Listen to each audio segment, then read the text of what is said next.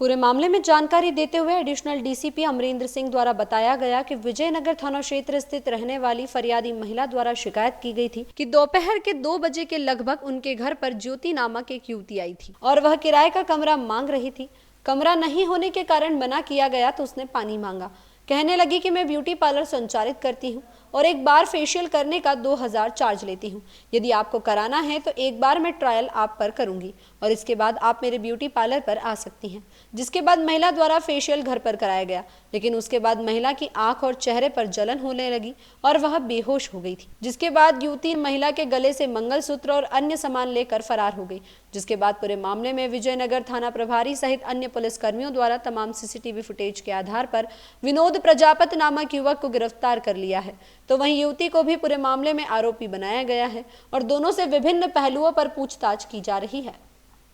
Police थाना विजयनगर के अंतर्गत 21 फरवरी को एक पीड़िता के द्वारा एक शिकायत दर्ज कराई गई थी कि जब वो अपने घर में थी तो एक अज्ञात महिला के द्वारा उसके घर में एक इंक्वायरी की गई कि वो एक कमरा किराए से चाहती है। कमरा किराए से देने की बातचीत के दौरान उसने घर से पानी भी पिया। साथ में उसने जो आरोपी थी अज्ञात, उसने ये अपने आप को बताया कि वो एक पार्लर में काम करती है और वो एक फ्री डेमो देने को तैयार है। चूँकि पीड़िता इस बात को नहीं समझ पाई और उसने उस पर हाँ कर दी और इस बहाने से उसने एक ट्रायल के लिए या एक फ्री डेमो के बहाने उसका जो फेशियल किया,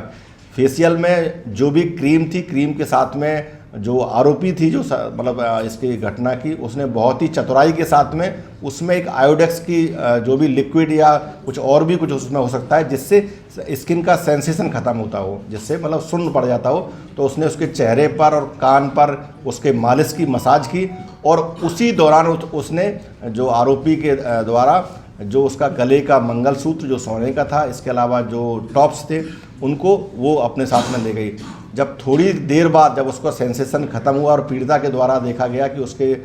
शरीर से जो सोने का टॉप्स और जो उसका मंगलसूत्र सोने का है वो गायब है, उसकी सूचना पुलिस के थाना विजयनगर पर दी गई और पुलिस थाना विजयनगर ने उसमें एक धारा 103 और 307 BNS का अपराध पंजीबद्ध किया है। चूँकि घटना ये पहले प्रकार की थी, इसलिए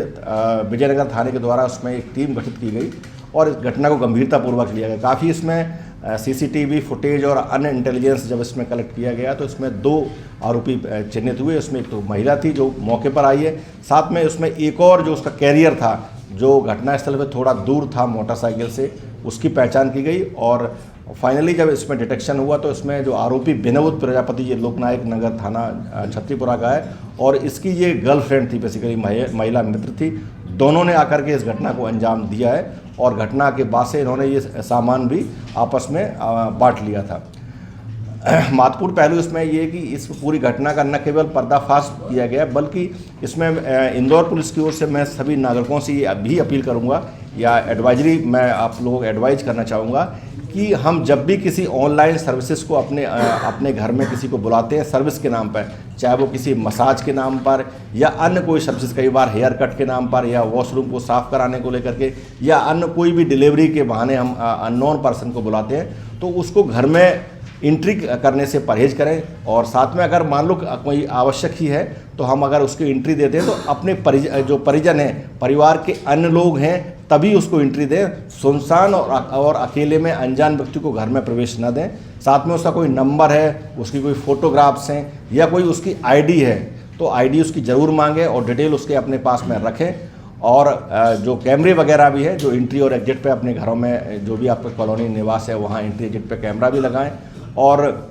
जो ऑथेंटिक है, जो प्रमाणिक सर्विसेज हैं, जो प्रमाणिक मतलब वेबसाइट है, जो प्रमाणिक ऐसे ऑर्गेनाइजेशन है, उन्हीं से हम इस प्रकार की सर्विसेज को लें।